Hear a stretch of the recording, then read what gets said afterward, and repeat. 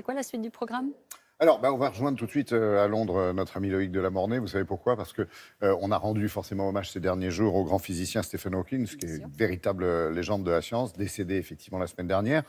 Bonjour Loïc, vous êtes en direct de Londres. Pourquoi? Tout simplement parce qu'on vient d'apprendre que cette star des sciences va être enterrée avec l'honneur suprême de la nation, c'est ça?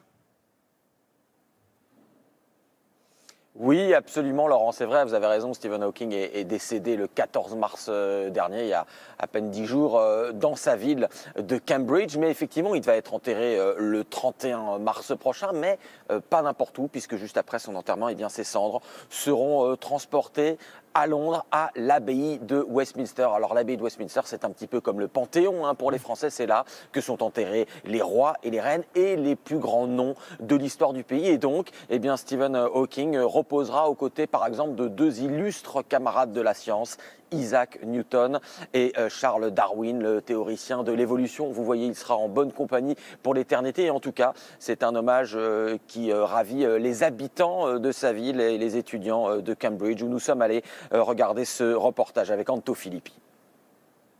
C'était sa ville, Cambridge. Même s'il fut d'abord diplômé d'Oxford, c'est ici qu'il effectuera l'essentiel de ses recherches, passant quotidiennement devant ce pommier commémorant un autre géant de la science, Isaac Newton. Pour les habitants et les nombreux étudiants de la ville, Stephen Hawking était une légende vivante. Je me rappellerai de lui comme de quelqu'un qui a changé la façon dont on pense l'univers et le monde autour de nous, et de quelqu'un qui n'a jamais baissé les bras face à tant d'adversité. Il n'était pas un scientifique austère, c'était quelqu'un de très humain et un scientifique très drôle. Quand on lui demandait ce qu'il trouvait de plus difficile dans sa vie, il a répondu « les femmes ». Aucun scientifique n'a voyagé comme lui, rencontrant les plus grands, du pape à Barack Obama. Cloué sur son fauteuil, il a toujours rêvé d'espace. I think the human race has no future if it doesn't go into space. Il réalisera un peu son rêve en effectuant une série de vols paraboliques où l'impesanteur est recréée pour l'entraînement des astronautes. Même si le commun des mortels ne pouvait pas comprendre ses travaux sur les trous noirs, tous comprenaient son incroyable destin et sa force de vie. I was diagnosed at 21. I was told it would kill me in 2 or 3 years.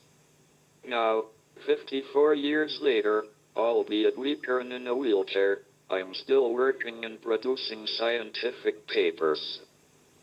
But it's been a great struggle, which I have got through only with a lot of help from my family, colleagues, and friends. Cette voix métallique et son fauteuil, au-delà du handicap, sont devenus des icônes de la culture populaire.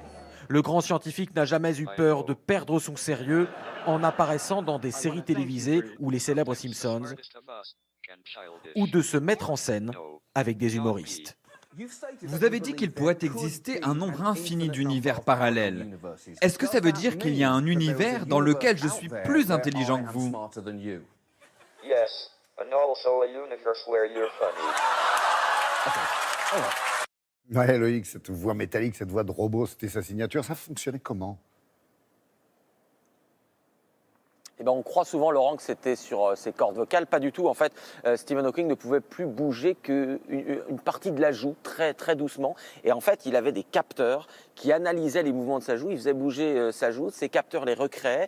Et grâce à un écran, eh bien, il pouvait choisir des mots sur un écran. Et ensuite, il assemblait ces mots en faisant bouger sa joue. Et ces mots, ensuite, étaient retranscrits par cette voix métallique. Mais en tout cas, voilà, c'est lui-même qui parlait, entre guillemets, par le biais de sa joue. C'est un logiciel très compliqué qui a été développé aux États-Unis, mais qui désormais est aussi à la portée de tous pour aider tous ceux dans le monde qui souffrent aussi notamment de cette fameuse maladie de Charcot.